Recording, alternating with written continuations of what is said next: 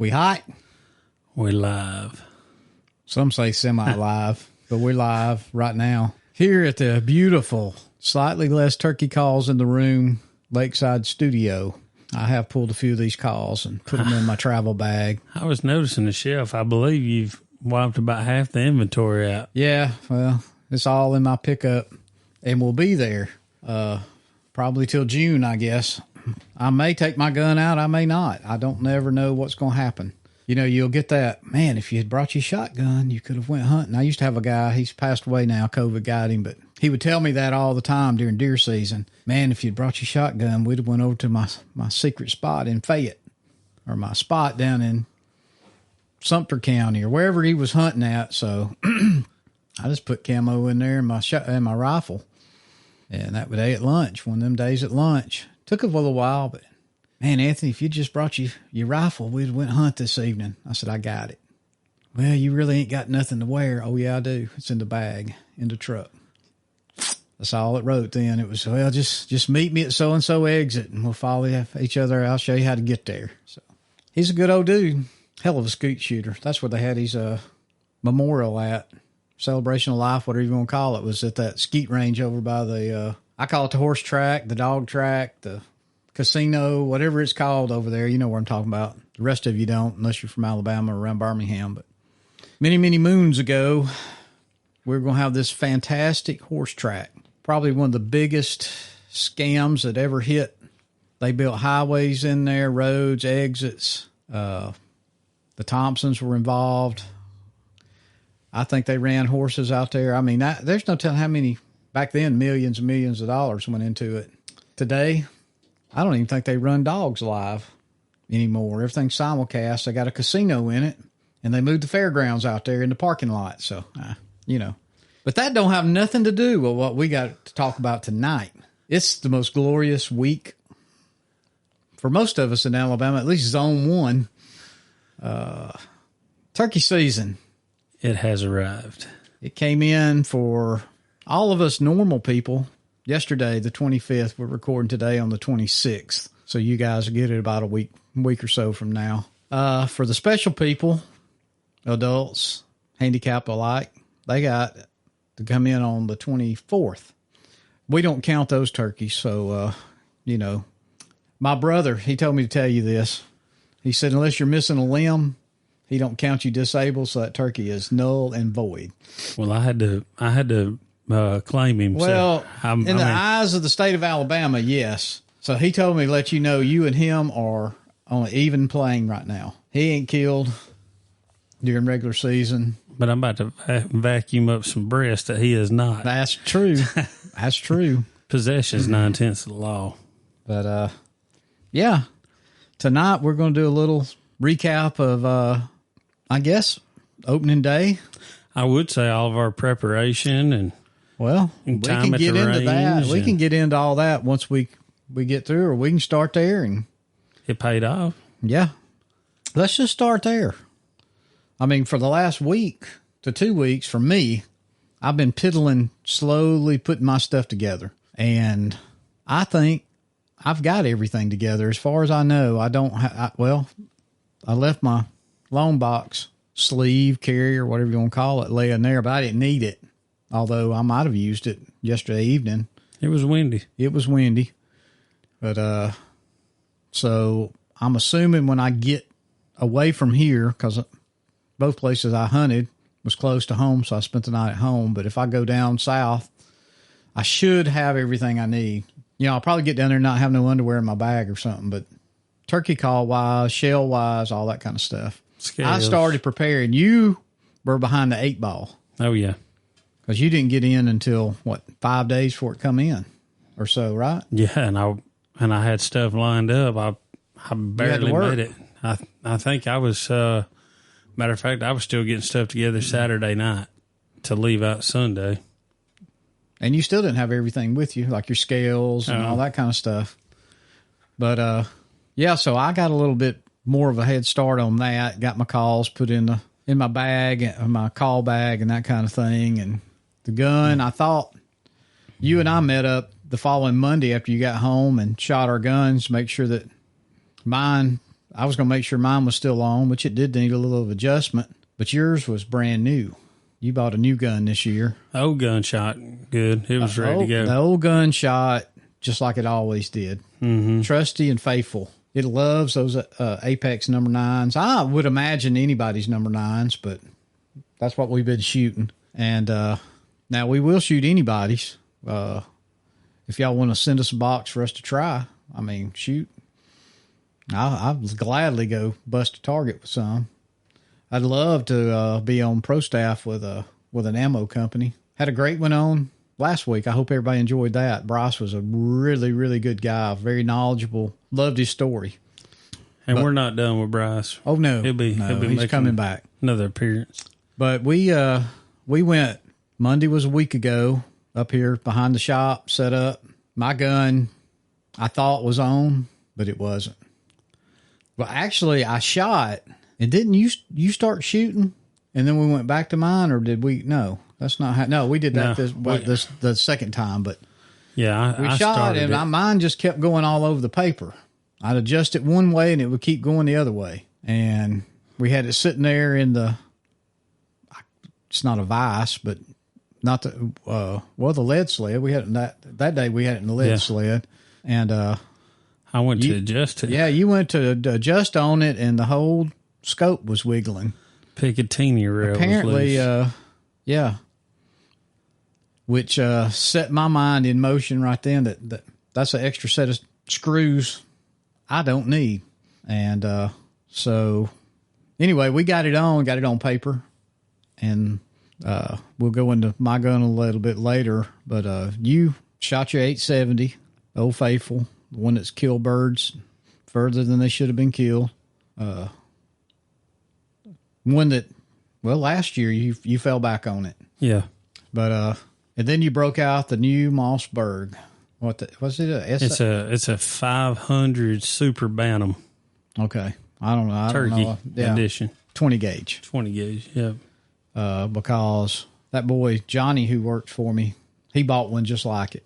I haven't talked to him to see if he's patterned it, but I know he bought it. I don't know if he bought it because you bought one or he had just found it and bought it anyway. I know why he bought it because it had the sight already on it. And by the time you spend a bunch of money on a rifle shotgun and have to turn around and buy another $300-400 sight to go on there, you're into some money. Mm-hmm. And he's got a young family. You know how you were and I was. I know how I was when my kids was 10, 11, 12. Well, he's got them from probably 5 to 13. So, well, the good thing about that is all them kids can shoot that one. It's set up for youth, really. So while you were gone, you had bought a different stock. ATI, 6-position AR style stock to put on it. And I carried it and had it dipped in mossy oak greenleaf.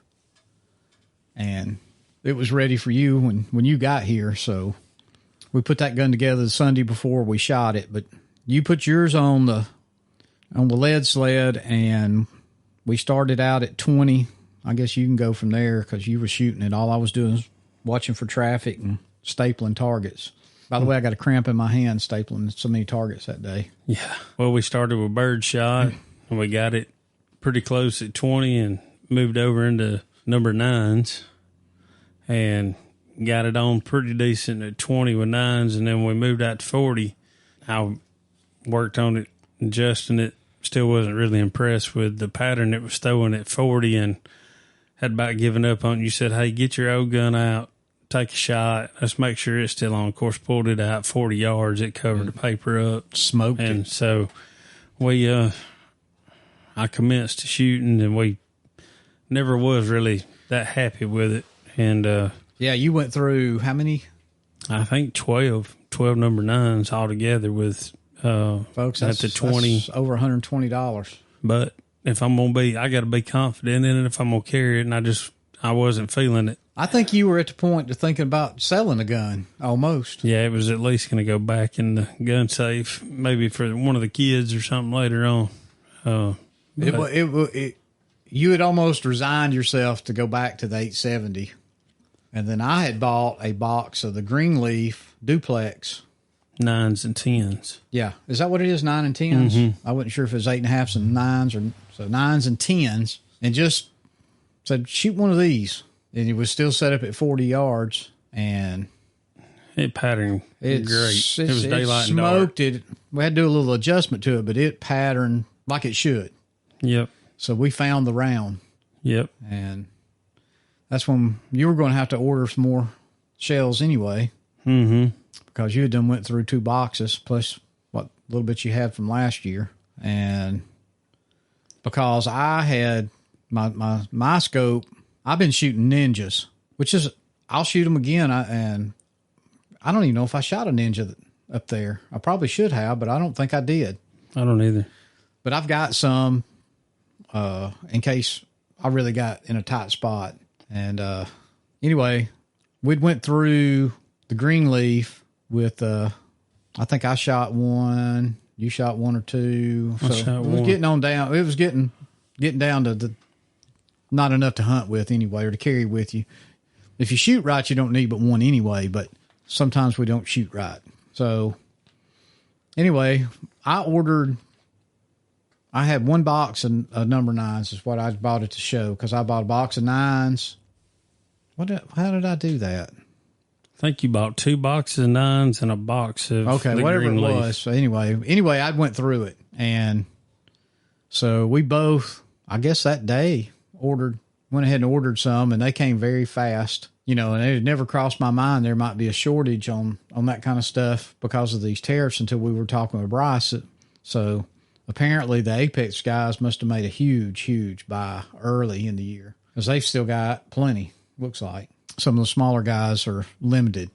So they got here, and I was at work, and it had just bothered me about that rail coming loose. And I'd been looking at that Vortex, the new, what's the model number on it? Heckfire or whatever it's called. The new low profile. It don't have to mount on a rail. It'll fit your gun. And so I went ahead and ordered me one, and it came really quick. Of course, my wife let it sit outside, $300 sitting there in the yard. Anybody could have walked by and got it, or a dog could have chewed on. Anyway, it was sitting there when I got home, and we decided, when was that? I had some stuff to do Saturday, but you said, I think I'm going to just go ahead and go to this new site, and I may go shoot this evening. And I said, well, I've got a few things to do, but I'll come down and I'm going to bring my gun back, because I'd ordered some of those green leaves, and I wanted to be confident in it, so I wanted to shoot it some more. And we got together Saturday afternoon. Saturday afternoon, you got here. We went ahead and mounted, bore-sighted the scope, and I put a green leaf in it.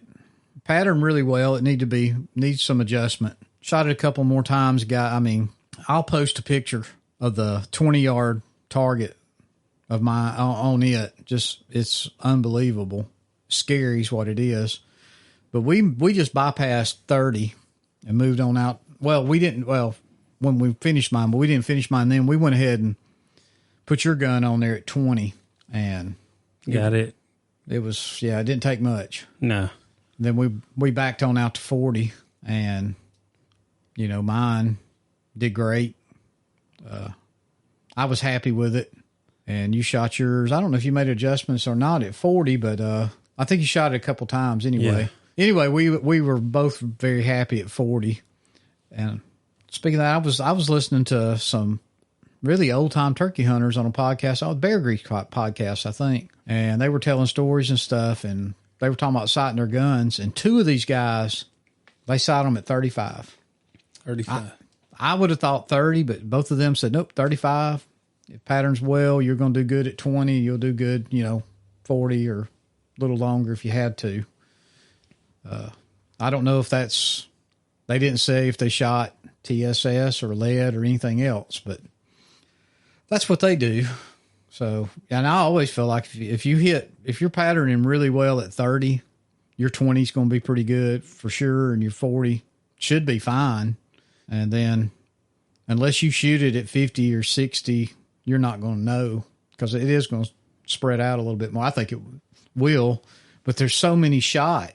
That's what makes it, to me, so deadly at those longer ranges, if that's your thing, shooting long range, which I prefer them inside. I like them close. I like them to spit on me when they gobble, but my whole heart, I don't know if I can take it much anymore.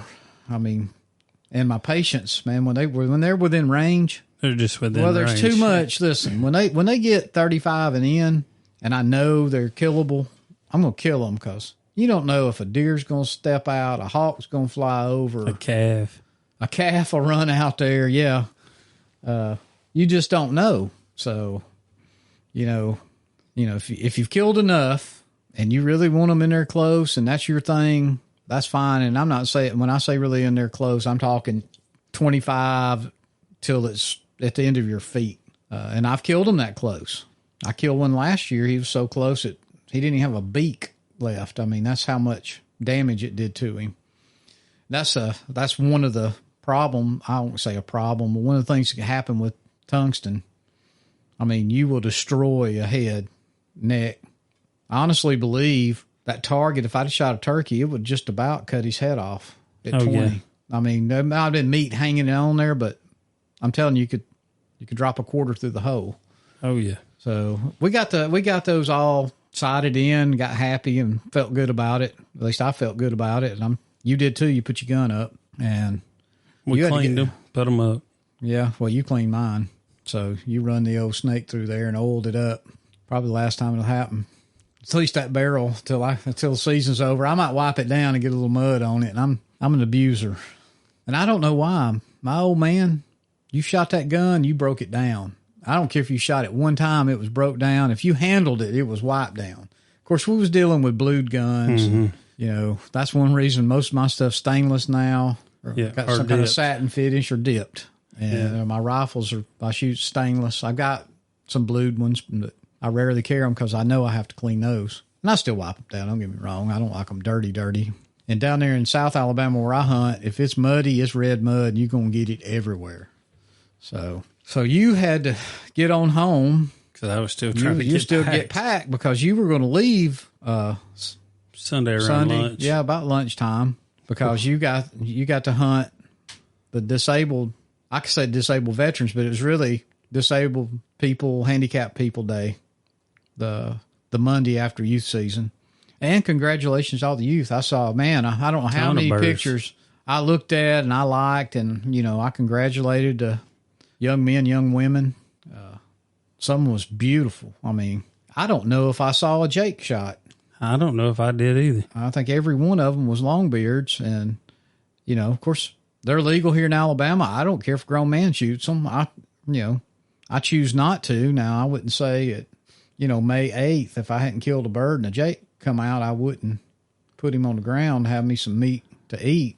I mean, ain't nothing to brag about, I don't guess, but for a child, I think I would never say anything. That's like one of the things I think's almost ruined deer hunting for kids is all these parents won't let them shoot a spike or a little 4-point. And they get bored waiting. And next thing you know, they don't want to go no more. Let them shoot them. There's plenty of deer.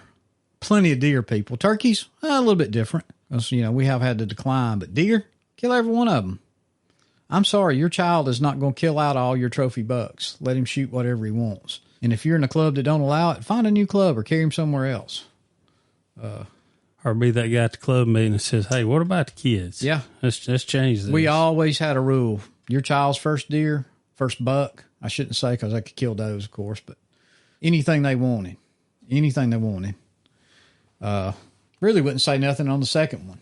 But, there's always somebody somewhere that they'll just let their kid pop. And then you have to have a talk.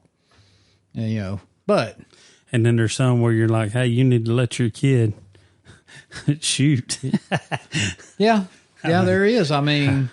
I know a lot of dads that they're like, no, he's going to wait. And I'm like, well, he's going to get burnt out. You're going to what? He's going to get tired of waiting. Some don't.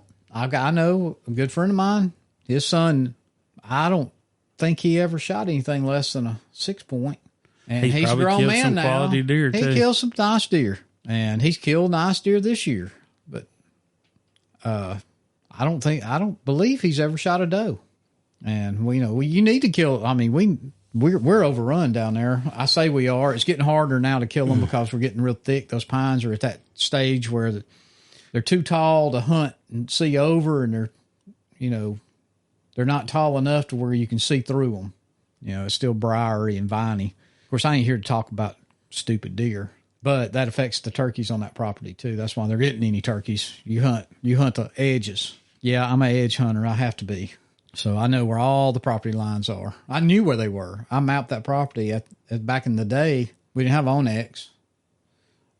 I had an old handheld GPS that didn't have a map on it. And I walked to every corner. I found every corner on that property, which made me a tremendous turkey hunter because I knew everywhere. I had been there. And I find them during deer season. When I get bored, I'd walk, sign out an area and go to it, mark it. Then I could put all my GPS markers, waypoints, whatever you want to call them. I think Garmin calls them waypoints. And that's how I made our first map. Of course, now it's easy. Still can mark them. My property I bought, I marked because I wanted it exactly where it was. Because newsflash, Onyx isn't 100% right. Never go by Onyx property lines. It'll get you close. But don't stand on that red line and think you're on the property line because you may get a ticket. Everything in Alabama is not right. I mean, I've not found one from my house lot to my lot up here on the hill to my 40 acres to that 3,500 acres to my dad's place. It ain't right. Are they close? They're close.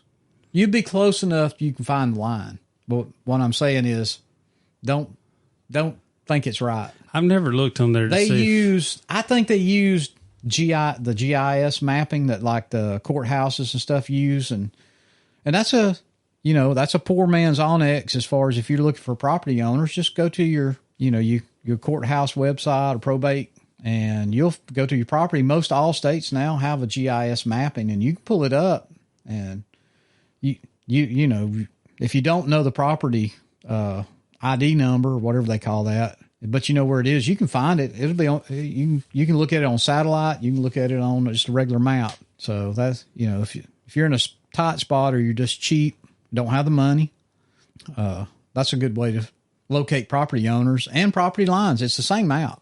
I believe they just imported in from there.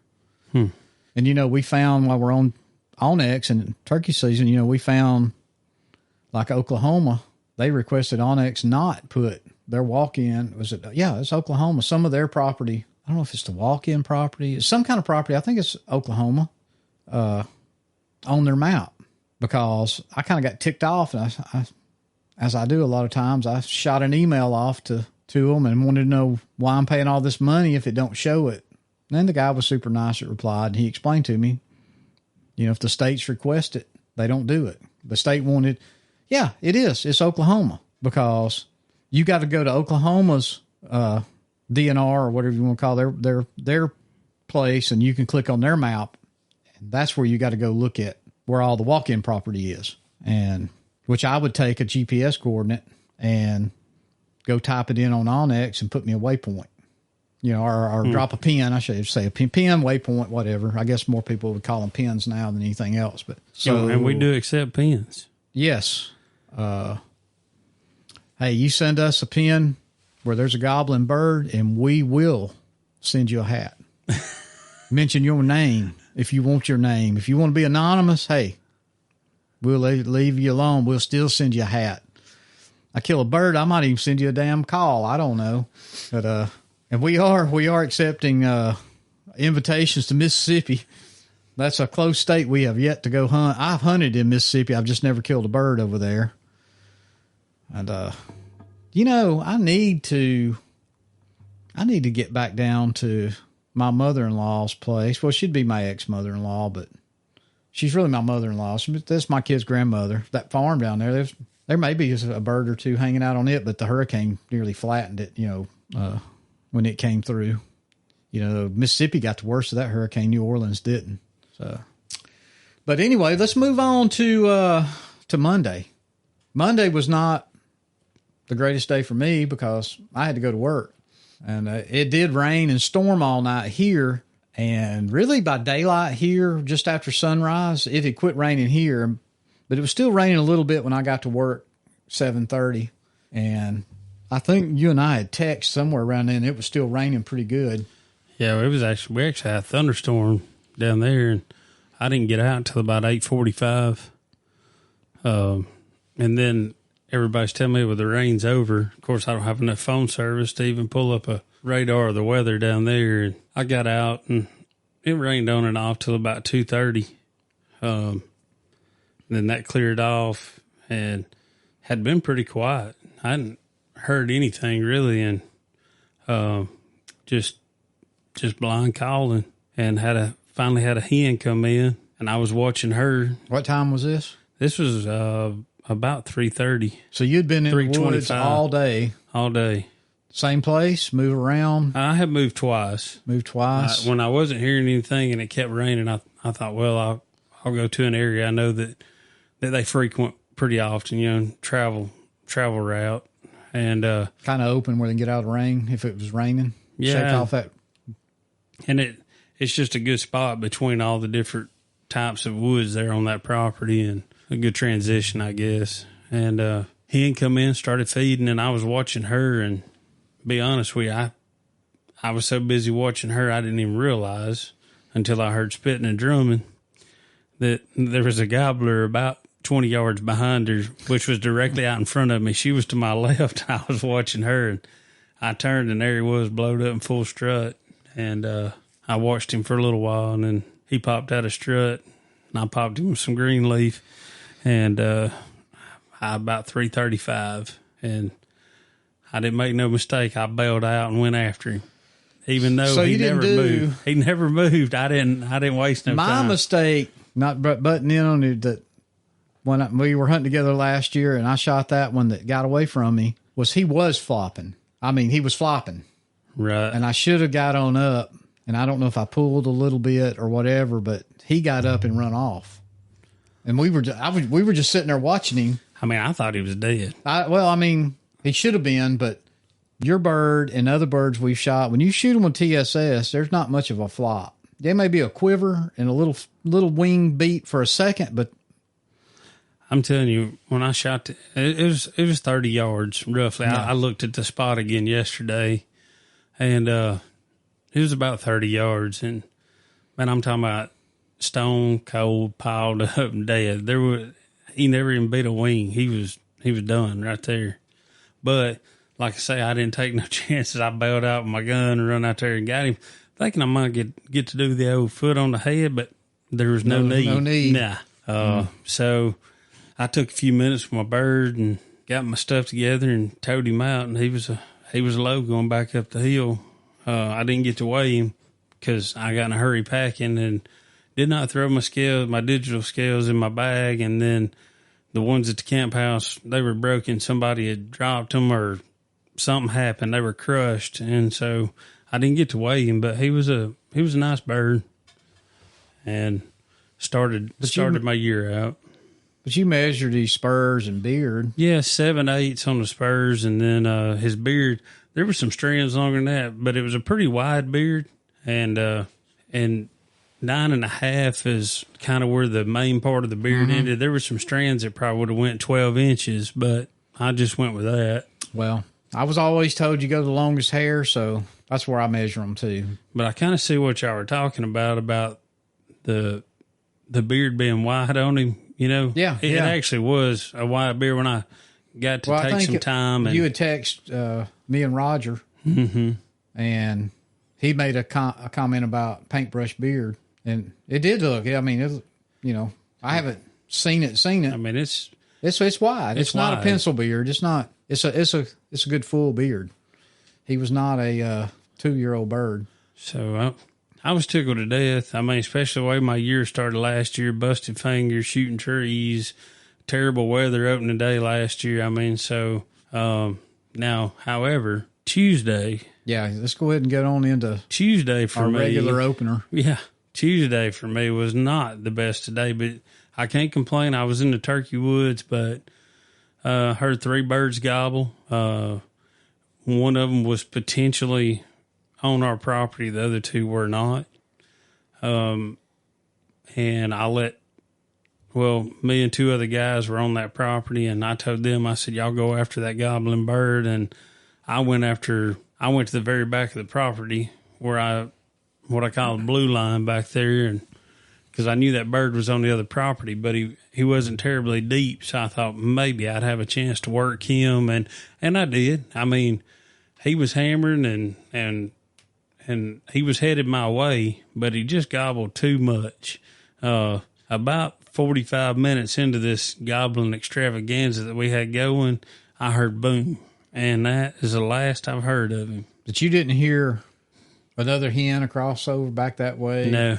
So he probably just crossed paths with somebody could have been working to him when he was gobbling on the roost and sat down, and he's just coming. Well, he was hammering on the roost. They may have said, "Hey, that old boy's sounding pretty good over there. He's going to walk right by me. We'll just let him keep on calling. Let's just go get in front of him right here." But I don't know. He was probably still 350 when they shot. Okay. He was a good ways off. It wasn't like they were sitting on the line. That's the way it sounded anyway, which that falls off and up and down a little bit through there. But I don't blame them. Bird on their property. If I was sitting there and it walks by me, I'm going to shoot it. Absolutely, especially if it's already fired up. You got a gobbler block, didn't you? Yep, gobbler block. But I didn't give up. I stayed with it for 13 straight hours yesterday and with no success. Didn't hear a bird, didn't see a bird after that deal. And thought one time, it was so windy, I thought one time I heard a bird gobble up above me, but it was just the one time. And the wind was blowing so hard, I can't 100% attest that it was a gobble indeed. But every day in the woods is a good day, whether you kill or not. I enjoyed it and had a lot on my mind. A good friend of mine passed away Saturday, and then I actually had to come home early for a neighbor of mine that everybody calls her Aunt Joan, and she wasn't doing well, and so I just went ahead and packed up real quick and come home to try to be here just in case something did happen. And she passed away this morning around 3 a.m. So you'll miss her. The community's gonna miss her. She's everybody's Aunt Joan or grandma, you know. Well, I did not never meet her.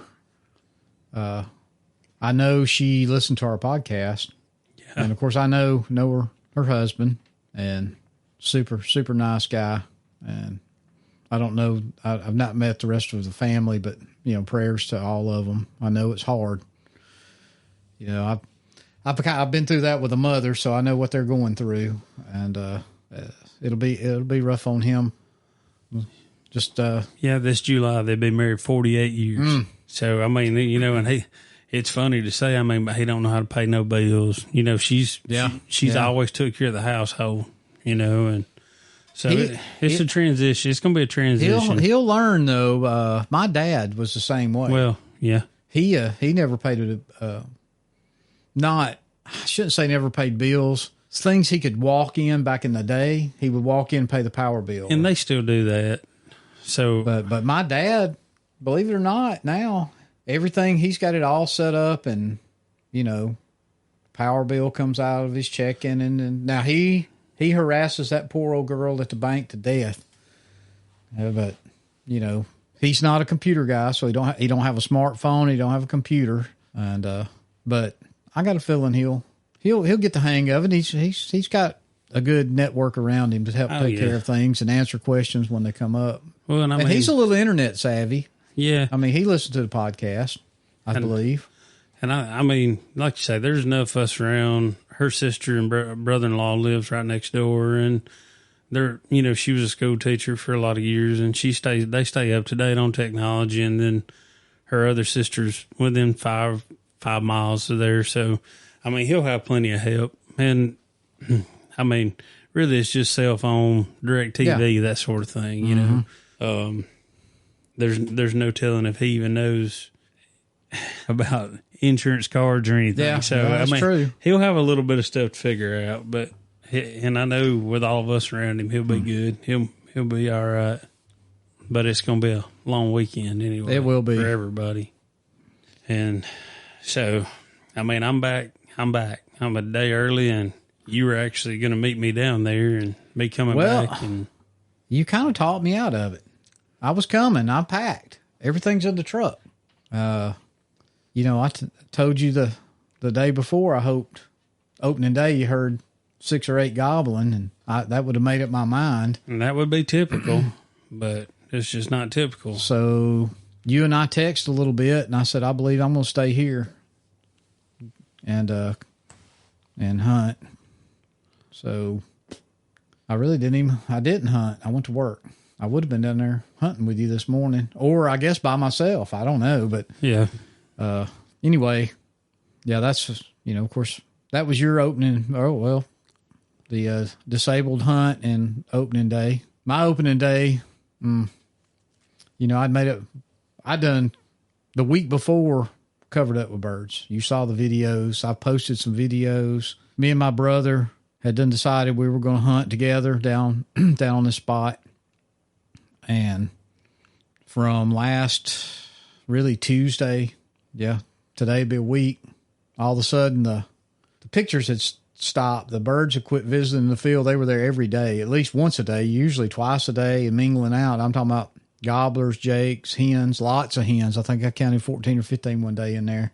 And my dad had called my brother and said, hey, there's something going on. This is down near his house. He said, I hear a dozer running. So my brother had eased down there, and sure enough, there's probably 40 acres across a set of railroad tracks and back in the woods over there.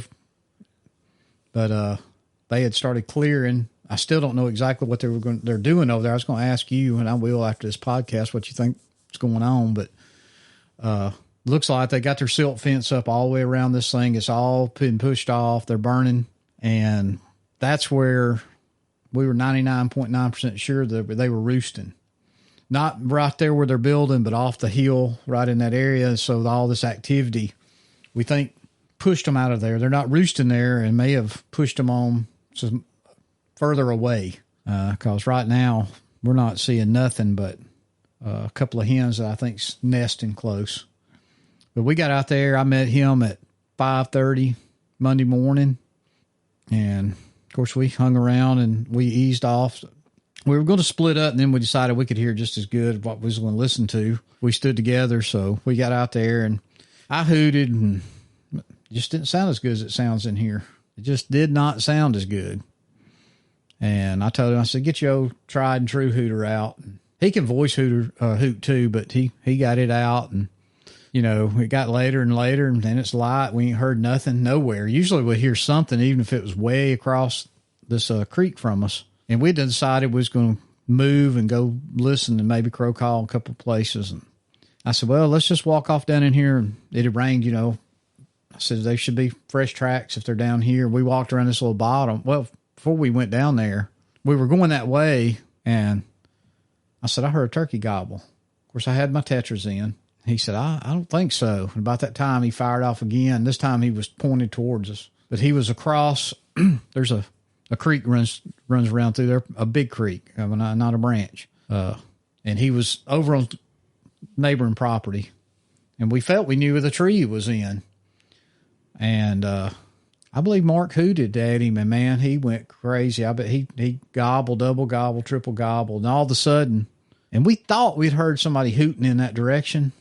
All of a sudden, this so-called owl, he went to hooting. I'm talking about hooting. You could tell it was moving and hooting. And I looked at him. I said, there's somebody over there. Because we thought we could get off in this bottom, maybe get him to pitch across the creek. Because he's been over there before. And apparently this guy, he would gobble at him. Every time he hooted, maybe out of the 10 hoots, he'd gobble once. Because he was just, I'm telling you, it wasn't, you three-note hoot. No, it was whoo, whoo, whoo. Whoo, whoo, whoo, whoo, whoo, whoo, whoo, just on and on. And I think he bumped him out of the tree. Which is bad for him, maybe good for us. The turkey didn't get killed that day anyway. We know that, but we felt like he went, when he hit the ground, he never made another sound anyway. But we went off down in that bottom and we walked all these pushed out roads and not a track one. Lots of old scratchings, tons of scratchings up and down the hillsides. And we didn't go across the creek on my dad's other property. It was getting late. It was probably 10:30 when we come back up top the hill, and we walked out and down and kind of glassed around. Crow called a little bit, never heard another gobble all morning. So, of course, as we're easing back out around, I look, my old man standing in the yard with a cup of coffee. I said, so we went over, checked on him. Of course, you can't get away from him. It's 11:30 or so, it's like I'm going to the house. Me and you had already texted back and forth. And I told Marcus, well, I'm going to go over here to the other place. He said, well, I may come back. The evening time they've been showing up. He said, I may come back. And I said, well, you want to go get something to eat? So we went and got us a little bit of lunch. And he went on back to his house. And I came back over here to the house. And, of course, Rebecca's like, what are you doing back? She thought I was going to see you. And I said, well, it ain't looking good in Dustin's part of the world.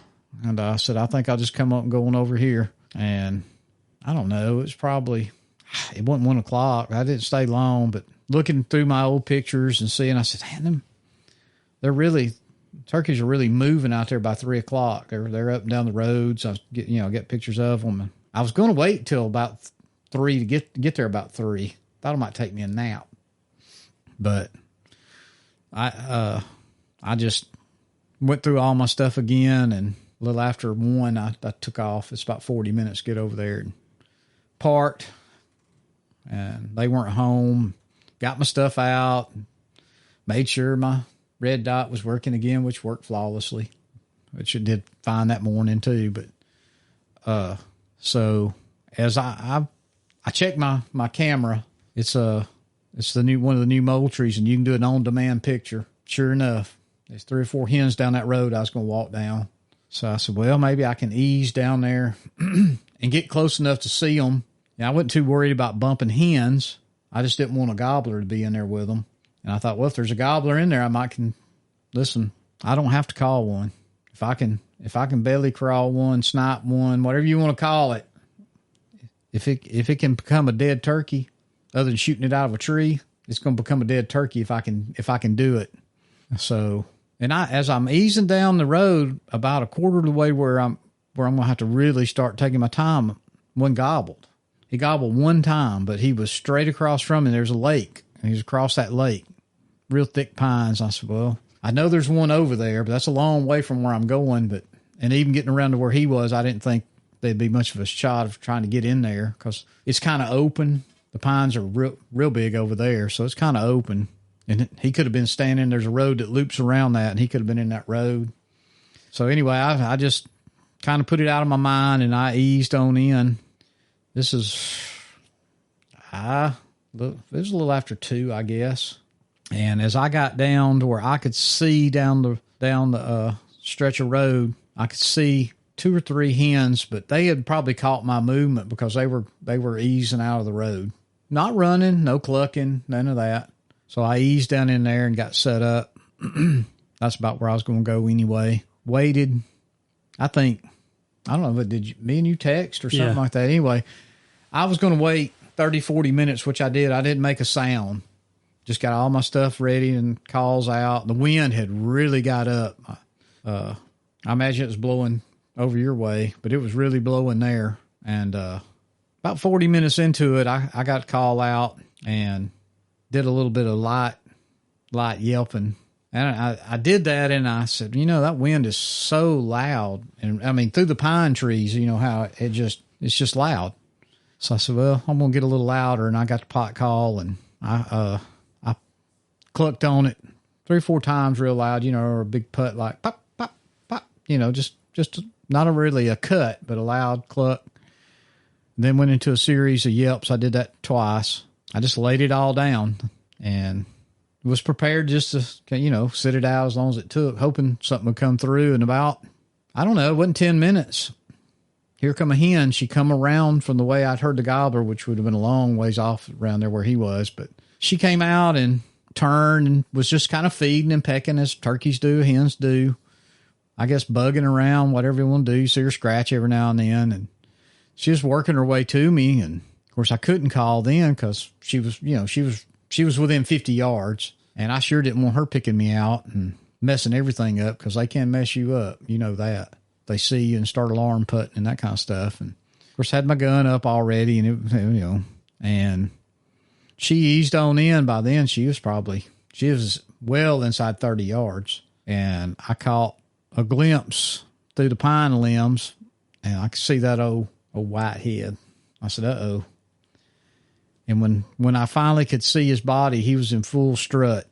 And he was probably 70, 80 yards away then, the way the road whipped through there. He never broke strut. I wanted to call to him so bad to try to see if I could make him gobble. But the hen was so close then, I wasn't going to take no chances. So I set, and then he got out about 50 yards, TSS range probably. And he stood there and blowed up, strutted, spun around. Seemed like an hour, probably wasn't 5 minutes. And he come out of strut and started coming my way. And he was inside 35 yards, and he was back in strut. Of course, I wasn't going to shoot him in strut. And I don't know if something, thinking back, either a crow flew over, it didn't make no sound, something brought him out of strut. He wasn't alarmed or anything, but it was not a slow, you know how sometimes when they're blowed up, they just kind of, the feathers slow down, but he just kind of, it was, and he was watching that hen.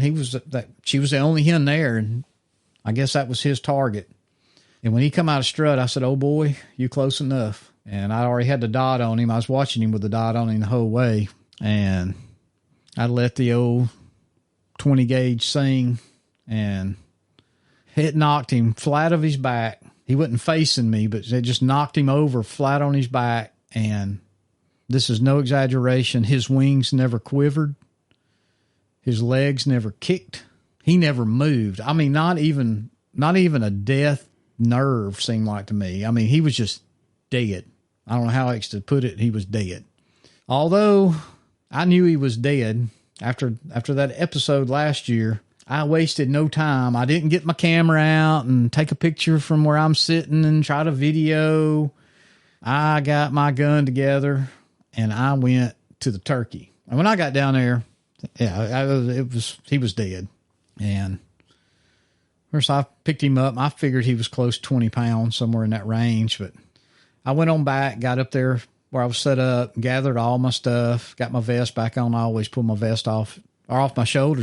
Most time, even if I'm sitting against a tree, I'll do that. But got all my belongings where I had scattered out, where I was kind of expecting a long evening hunt. And my God, it was hot, even with that wind. The wind seemed to be blowing up high. It didn't seem like it was on the ground. I didn't get a breeze. No. And it was just blowing yellow pollen everywhere. Clouds of yellow pollen. If you hunt pine trees, and if you guys in the South, you know it. If you're in Alabama, Mississippi, Georgia, we're kind of the pine belt. Florida too, North Florida. It was just, it was funny. You could sit there and you'd see the big breeze hit the pine tree and just a big yellow cloud would just drift out. And, pine pollen doesn't bother me, but there's some kind of oak tree that does, and it's coming. They're getting close. My brother said his chestnut oaks they were starting to bloom. But on our travels, I'll just be getting over it good here in Alabama, and we go somewhere where spring's still in delay, and there they are again. I don't know what tree it is, but me and Claritin or whatever it is I take, that generic Dollar General stuff, whatever she buys me, it'll get me. But anyway, got the turkey back. Like I said, it's only maybe a little over a quarter-mile walk from where I was set up to back to the truck. Laid him on the tailgate, checked him in. Of course, in the check-in, I'd forgot they want you to measure the spurs and the beard. And I think it would be good if they asked for weights. Personally, that would make people start carrying a scale or keeping a scale, or at least be able to, once you check the bird, if you don't have a scale with you, and I understand, I don't carry one with me. I couldn't have weighed it in the woods. Maybe do all your information and be able to go back and add that to it. But I don't think there's no way to edit it once you put in, at least in the Alabama's checking, and several states use the same company to run their DNR site and that kind of thing. So, did you use your new spur gauge? I sure did, and it worked like a charm. It is worth every penny. That was the last thing I bought in Nashville. If you remember, me and you ran. Yeah. As I said, I forgot they were packing up. It was 15 minutes to go in the show, and I said, I didn't buy the spur gauge, and it's made by Spur. Isn't it Spur? Cluck. Cluck. Yeah, not Spur. Spur was around the corner. and ran over there, and they still had them out and worth every penny. There is no guessing. I had one that was 1 inch on the dot, and the other one was 1.125 inches on the dot. You know what's funny is I didn't buy one. Or did they say 2/16? You know, I mean, I think that's how you have to do it for the NWTF. Isn't it 16th? Don't think about 16th. So. I saw somebody said they killed one that was 14/16 or something like that. I mean, generally I've got a Stanley tape measure, and it ain't going to get to the 16th unless it's a real carpenter's tool. Well, you know, I didn't buy one. Well, you got to as long as we're together, but I'm telling you. I've already got one. You've got one? Why have we not used it in the past? No, I'm talking about I've bought one since then. Oh. I got thinking, I thought, man, that'd be handy. You know what? I've got it in my my pouch, but my scales, when I got home today and I unloaded my truck, I just locked it last night. It was 11 o'clock. I just locked it up, but I actually put my digital scales in my gun case because mine are in my call bag. That's where I've got. Listen to this. You know, I told you, and y'all may not care, but I'm going to talk about it anyway. I could not find my gloves. Yeah, you ordered some. I couldn't find them. Finally, I just gave up, went to Amazon, ordered my gloves, same gloves I had. They came in. I done soaked them up good with Promethium, and we're going to go over that while we're on here too, because I don't know if we've talked about that a whole lot, but if you ain't treated your clothes, you need to treat your clothes. Ticks are out, and mosquitoes. So, and this weekend it's going to be in the 80s. And chiggers. My brother got in chiggers the other day. Me and my brother was setting up our place where we were going to hunt. We went in there and trim limbs, you know, kind of get us a little shooting lane, make sure we could get in there. And apparently he got in chiggers. I didn't. But, man, he said, I bet I've got 18 bites on me. And I went, oh, thank God I didn't get them. I said, and that's a gift that keeps on giving. They had to be in the pine straw, though. And, you know, I hunt a lot of pine, and I'm more about the treatment for that than I am the ticks. I can't stand the chigger bites. I find the tick bite on me will swell up to the size of a silver dollar and stay there for 2 months. They'll stay with me, but they don't bother me. Like, I can get them off, but them chiggers, they ain't no way to get rid of them jokers. Well, I have figured out, though, if you'll take a shower in that tea tree, now it burns. You're going to have some tears, especially if they're in bad places. It will light you on fire, but it will relieve the itching. Well, I got them on me bad last year a couple of times. One time I was putting a blind up here behind the shop, up there where I was deer hunting. And apparently I got in them. I don't know. I guess it was in the leaves or something because it was already, we done had frost. I mean, everything was dead. It wasn't like it. Well, there's a few green leaves out. But it was gun season. I mean, it was already November. Of course, a lot of stuff we still got leaves. But get back to the turkey. Got him back, checked him in, measuring that 1 inch spur on one side, 1.125 inches. For you purist turkey scorers, 2/16. I don't particularly score. I did measure his beard, and the main body of the beard was probably 9.5 inches. I had 3 hairs or modified feathers, whatever you want to call them, that went over 11.5. And there's only one there now. My aunt had to come see the bird. And what do they do? They'll pick up that beard and they run their hand down it. And she ran her hand down it all the way to the end. And Fred was going, you're pulling the beard out. I said, yeah, that was 2 of the 3 long. I've got one. There's still one in there. But, you know, that's all right.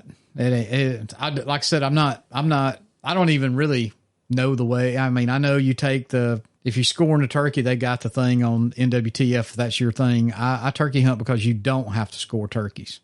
If he's got a full fan and gobbles, he's dead. And you're proud of him. He can weigh 14 pounds. He can weigh 40 pounds. Just as proud of him. If you got him to you or I got him to me, or it's a trophy. Like I said, you can go sit in a tree stand and shoot deer all day long. And there's some people who can call in deer. And up north, Midwest, you can rattle them in. That's fun. But ain't nothing like calling turkey. Ain't nothing like it. So anyway, weighed him.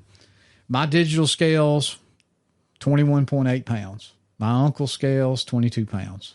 So round about 22 pounds. So he was a good bird. I got him home, and his fan's down there, and got him breasted out and took care of last night. And I thought about it this morning while I was sitting at work. Beautiful day. You know, it was a beautiful day. Beautiful morning. I said, man, I should have just got my truck, drove to Dallas County, and spent the night. I could have come on home. I could have hunted till right now. But then again, I was thinking, we really need to do this podcast early, because I am leaving tomorrow afternoon, and I'm going to head down. Me and my brother's going to head to Dallas County and hunt my property down there. Don't know. Haven't had a single bird on camera in, week or two now. It's weird too, man. They were everywhere. They were coming in good. It's one of those things. State can say whatever they want. Birds are still gobbling. I heard one gobble. I heard one in the morning, and the one I assume that's the one I killed. It might not be. I know there's more over there, but the hens, they're at the point of setting right now. Got a good buddy, you know him. Flushed a hen off a nest. Didn't you say it was Saturday? Yeah. He was scouting. Yeah, he was out scouting because he hadn't heard no gobbling on his place, and he was out scouting, and he was in his side-by-side going down one of the roads going out to either a field or a power line, but it's open, kind of cut overish, and she flushed. He said it's really surprised him. She flushed about 50 yards out in there. I don't know why she wouldn't have just sat there, because there's no way he could see her. And when he got out, he just kind of walked over that way, and he said there's at least a dozen eggs in there, and they're going to set about that many eggs. Because Turkey Science has a real good podcast. I haven't listened to all of it, but they're talking about some old studies Mr. Lovett did, observations he did down in Florida, and about 11 or 12 eggs they're going to set. Interesting. I'm learning stuff. I've never found a turkey nest. I've seen eggs where we found busted eggs. Yeah, we found that last year, but I found them many times in Dallas County. I've never found the nest. I even walked around trying to find it because I figured it couldn't have been too far away. Mm-hmm. And either a coon or a coyote or something had found it, and I figure a coon. I think a coyote probably eats shell and all. But anyway, it's I've just never found one. But because he texted me and said, I just flushed a hen off her nest. I hope she comes back. I said, well, you got a camera? If you got a camera, it'd be cool. While she's gone, set it up, And he didn't have a camera with him, but he went back and got a camera, and he didn't get close to the nest, but kind of where she would travel up and down to get to the nest, and he's had her going to it 3 different times now. So she came back. It'd have been awesome if he'd got it close to the nest and watch them hatch. I would have loved to have had it just sitting over the nest. Like they do the eagles. Yeah. And, I mean, I've seen some game camera somebody's put on there, maybe it was a study, and even where a hen was fighting off like a coon at night, that kind of thing. But yeah, I'd love to do that. And if he had been carrying the camera with him, and I don't blame him, I wouldn't have went back either and took a chance of her coming back. And you flush her off twice, she may not come back. Yep. So what he did was like set it up where he knew she'd be she wasn't going to walk through that thick stuff all the way through it from wherever he was going. He knew she'd come down the road and probably work her way in there. But if and when they do hatch, he'll be able to see them coming down through there with Mama. He should be able to. So, I wish we'd have had it on video, all of them last year that swarmed us. And I know I kind of got off track, but that was going to be my point. Most of the hens now are setting. Hens have all been bred. Will they still breed? Yes. But every hen, to me, that's going to lay eggs has already been bred. I believe it. You'll never convince me different. Now, do I always hunt? I mean, we ain't even April yet. And I've always, up to the first week of April, used to be one of my best weeks. Seemed like I always killed one somewhere in there. There's a lot of guys that like the first week of April. Yeah. And I always hunted opening week and generally never killed nothing opening day. The last couple of years, I've been pretty lucky. But I don't know. It's just, me and my brother was talking about that. The season had came in like it used to. And I know there's going to be people who go, oh, yeah, kill all the turkeys. Well, no, we wouldn't have killed all the turkeys, but we'd had a great chance of killing those that was down there because the construction didn't start. I'm not saying the turkeys were done, but I'm saying construction started the week before season, and they're gone. They may come back. I don't know. Hopefully they'll come back on that they side. love that field.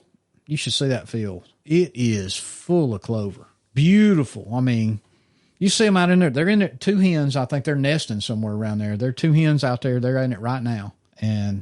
But no, that's all I've seen in the I've got to fertilize my clover. Last week. What do you fertilize it with? You don't put nitrogen on it. No, it's like 22 something. 0. I think it's 0012 or something like that. I've got to actually. I'm gonna have to order it. No one had it around here when I started looking for it. So, and I may go liquid. I'm going to contact somebody. Well, it needs to be up in green for liquid to work. I talked to them last year about. I thought that would be the cheapest way to. No, I was going to lime. And they told me, I don't know about the liquid fertilizer. It may work different, but the lime, you need it. You need your fields growing and spray it onto the leaves. I still don't think it. The liquid might be a cheaper, easier way to apply it, but I don't think it's as good as lime in the ground. Well, as much. And I know we're getting off subject a little bit and off these turkeys, but I went and had soil samples pulled.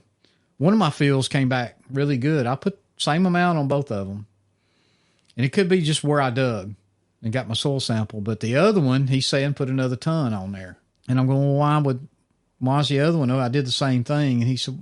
Kind of the same thing. He said, well, first off, you're not going to get your soil right in 1, 2, or 3 years. He said, it's going to take you 5 years of steady work. Might as well put a ton on every field every year. And, I used the little soil sample thing. I'm going to tell you, I haven't told you that. It was reading 6.7 and 6.9 wherever I stuck it in the ground. Is that good, bad, indifferent? Well, I don't really know what my target is. There's a little more clover was coming up. 7 and above is where you want to be. So you're not far off. Yeah. A lot better than dead soil that you had. So the lower your number, the higher your acidic level is. Okay. So if you're at 5, 4, you're in trouble. Mm-hmm. And I think yours was like at 3 or 4 they the first time they asked me if I was strip mine land. That's what I'm saying. But that's good, though. You've come up a whole bunch. Well, and he even told me, he said, you use pelletized lime, which I did. He said, but it still ain't all broke down. Mm-hmm. He said, that it breaks down faster, but it's still breaking down. 6 months to 8 months for it to actually, and that all depends on rain. He told me it could take a year. He said, but I said, well, then if I'm going to put a ton on each field, on that field, I'm just going to go ahead and do the other one. Yeah. And what I'll probably do is, I'll break off, I got 3 fields. I only test 2 of them. And what I'll probably do is carry a couple tons down there, and I'll break off 500 pounds, go put on the little 1/4 acre field. The other 2 are 1 acres. But they look good. They are pretty and green, and they look 1,000 times better than they did last year. Last year I could walk through them and see turkey tracks all through them because it was dirt and a little bit of wheat that did survive. This year it's nice and green. I'm afraid I got rye in there, which, bad for the turkeys if it gets up tall. I'm not so sure this will get up tall. It's the ground. I just don't know if it's going to grow like that. So anyway, that's my plans after turkey season. I'm just going to go down there and I'll probably haul my tractor down toward the end of turkey season and then come back and haul a couple pallets of lime down there and then go spend a weekend down there. Maybe you can come down. We'll drink some beer and spread some lime. Well, I know we can do that. And I did it all in a day. I'm going to go top mine and fertilize them. I'm going to wait till after we have another good rain, and then I'm going to go top them, I guess. You want to wait on them to bloom. They got to bloom. That's what the turkeys love. They'll eat them blooms. And that's the seed. I hadn't got to go down there in a couple of weeks, but where that blend I planted, it's got spring, winter, and fall that clovers that come up. Well, you want the spring stuff to be blooming because that's your seed. Yeah. I just got to keep an eye on it. Well, there went my phone. But I wish I could figure out what grows down here. It's growing on shell rock, and it's so thick. I need to just save me up some seeds. And it's white clover. I don't know what it is. I call it yard clover. You can see it down yonder in that part of the yard. Does it go away when we get above like 80? Well, basically it all is going to go away if you don't get no rain. They're going to get wheat. But once I mow it down and start mowing it, it'll come back. It stays low. right now it's tall, beautiful. But I saw, and maybe you saw it, I don't know if it had to be on Facebook. Somebody was showing it was a seed company or somebody showing a clover field planted 16 years ago. Wow.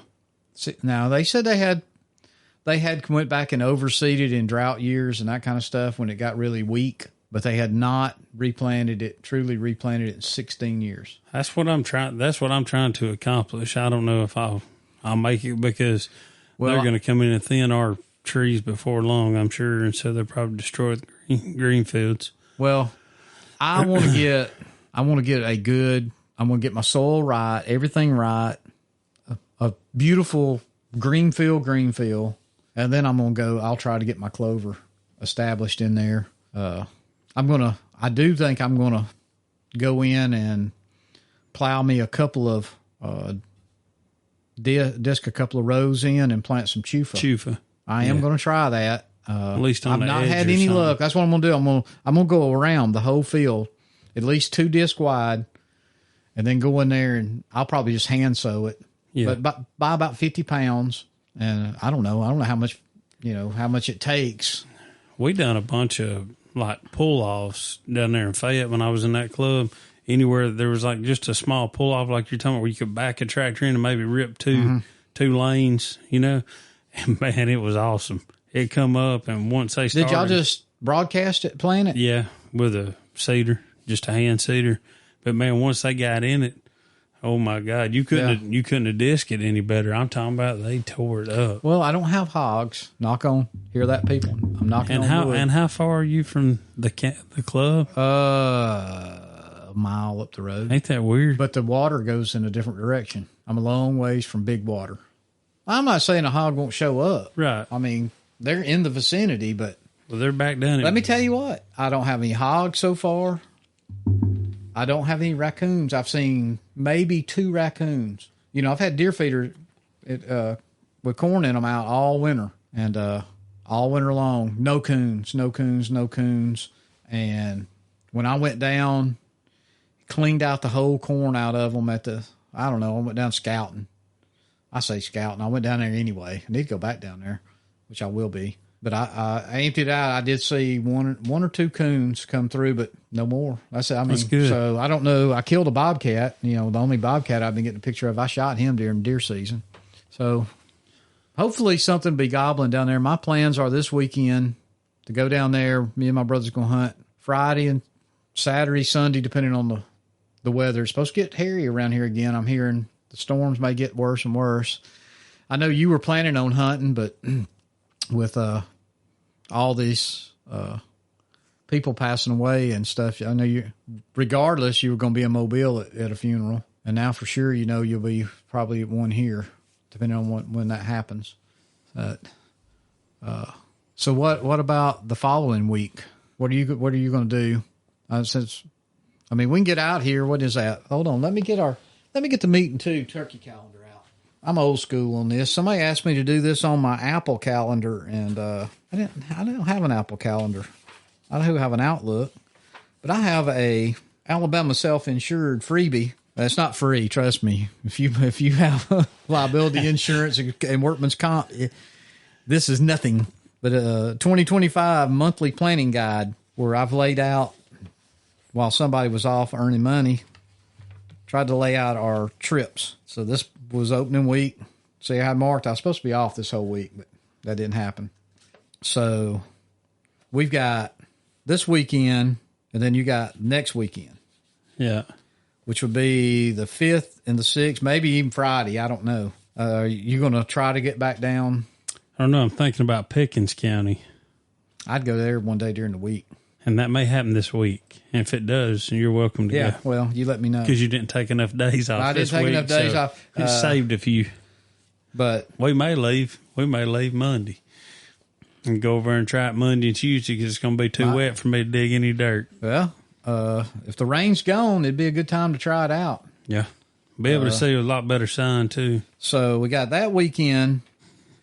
And then we got the weekend of the 12th and 13th. Tennessee comes in but we're going to be 12th. here.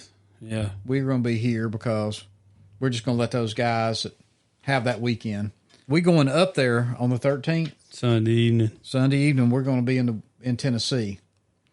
And then we're going to hunt for sure. At least Monday and Tuesday. We may hunt Sunday evening. I won't be in the woods without a gun. If we're there early enough, there ain't nobody there. We'll have the guns.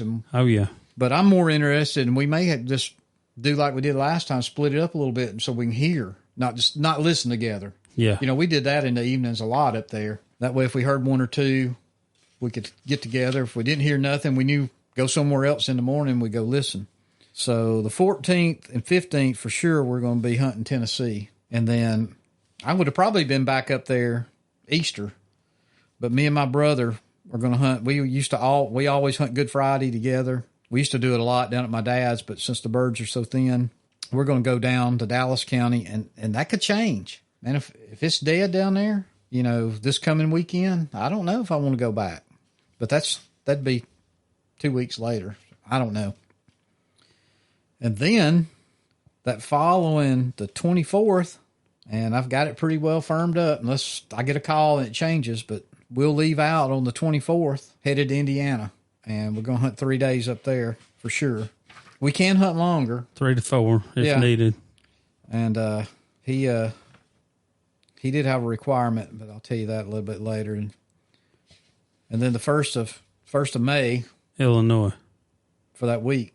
I'm blocking the week, but hopefully we won't need that much time. Because we've only got one bird there, right? One bird. So I think it's a one-bird state. I think so. It's like Indiana. It's a one-bird state. And both those states, Indiana and Illinois, we can only hunt till 1 o'clock. Yeah, which is going to be different for us. Very different. But you'll want to get up. Now, talking with Roger and them, they do a lot of scouting. They're riding the roads, looking for tracks, sign. And you go I guess we'll just have to go back to where we're standing to kind of drop our guns off and then go back. Yeah. You know. And then 17th of May, we're out of here, or headed out of the country. So Canada, here we come. That whole week, we'll be headed to Canada. Get up there somewhere around the 19th or 20th. 20th, we should be hunting. And hunt 3 or 4 days there. Hunt 3 or 4 days. He's got the whole week blocked. So for sure, maybe, you know, try to get out of there Friday or no later than Saturday. Yeah. Saturday, we could take off Saturday morning, and we could still get back Sunday evening sometime. Sometime late Sunday. I mean, we just have to make a hard 12-hour drive and another hard 12-hour drive or whatever, or a little longer. Hopefully we kill a little earlier and we leave out Friday morning. Well, we take Friday, Saturday, Sunday, come home. He's wanting it for his content, and they're on the Sportsman channel. I found that they are on the Sportsman channel. We may be TV stars next spring. It wouldn't be this year, right? But so he's going to be filming for his television show, which will be cool. Yeah, I don't know if that's going to make it easier or harder. Cameras, you know, the great Dave Owen said the hardest thing to hide is the glass. So we'll see. He talks like he wants to do reaping. I've never done that, really. Apparently it's legal up there. I don't even know what the turkey limit is, if there's a limit. I mean, really need to start looking at that. But I thought I'd be doing some of that while I was laying on my back down at the hunting camp or something like that. We've been more concerned with just trying to get our firearms in. That's been just finding out a couple of weeks ago where we were going. That was a plus. Yeah, finding out it was nowhere near where I thought we were going. Right. So we do need to do that. And you're talking about taking off Monday, but we might need to go to customs. I was trying to give it another week. Well, just because of what you got going on. Well, if that barrel comes back, but I'm not concerned. I'll hunt with what I got. I'm very happy. I mean, it's a killer, so it don't really matter. Yeah.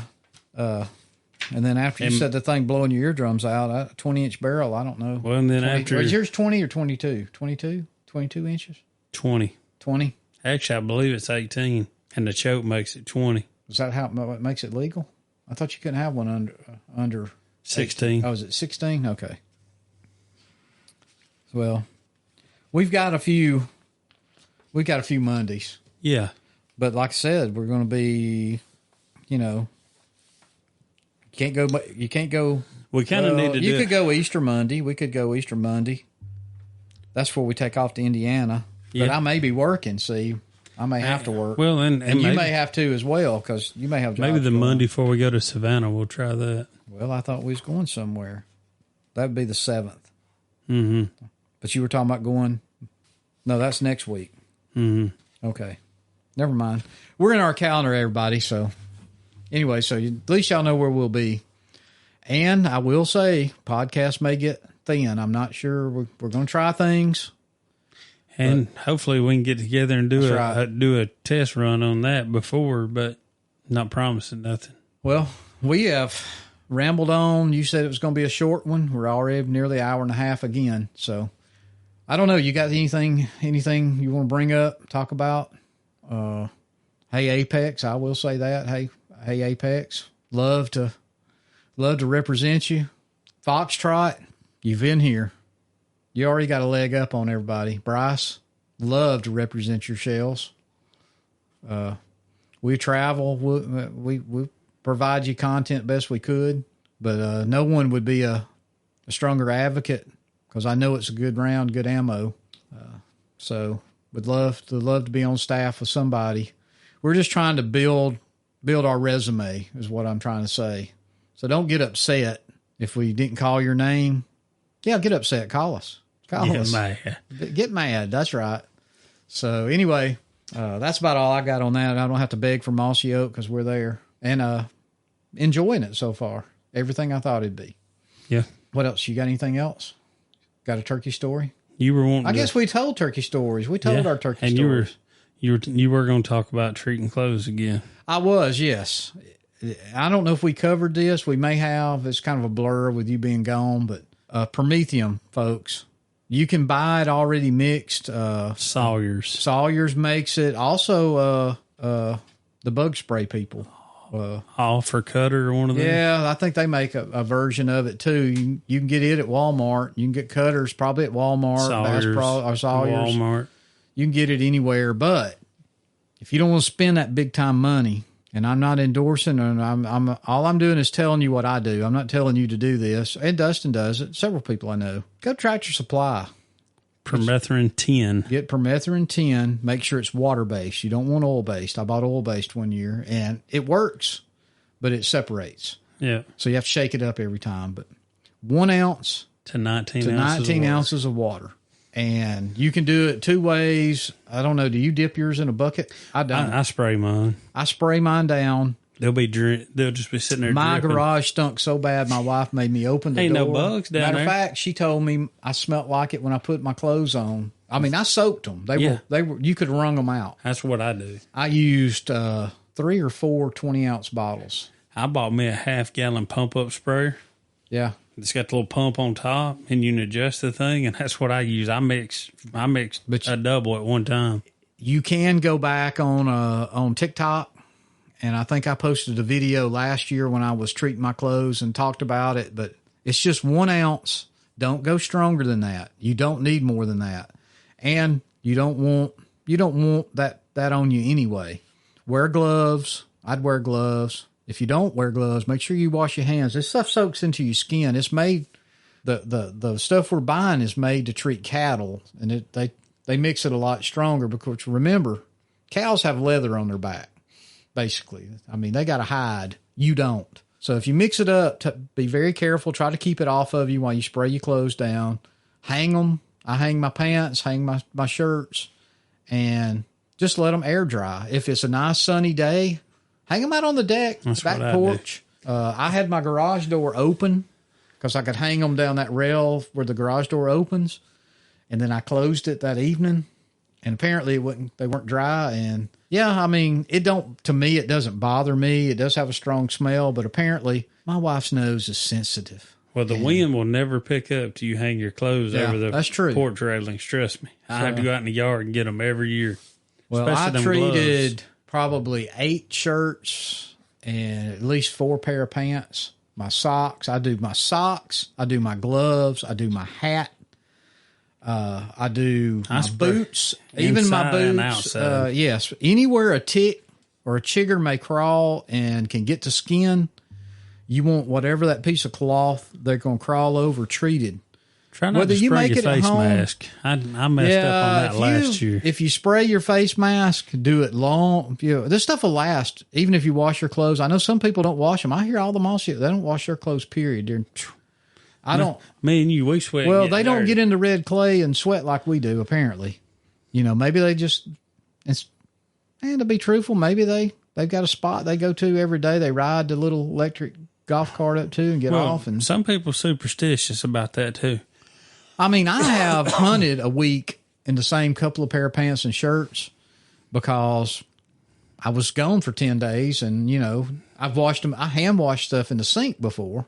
Yeah. But, Well, me and you get done with 2 days, especially once it gets above 75, them bad boys stand up on their own. And trust me, it's going to be near the 80. It's going to be the 80s this weekend. Mm-hmm. The ticks and the chiggers are going to be out. And the snakes be crawling this weekend. Hey, and if you're afraid of snakes, don't even go out. Just get your golf clubs. Ain't no snakes on the golf course.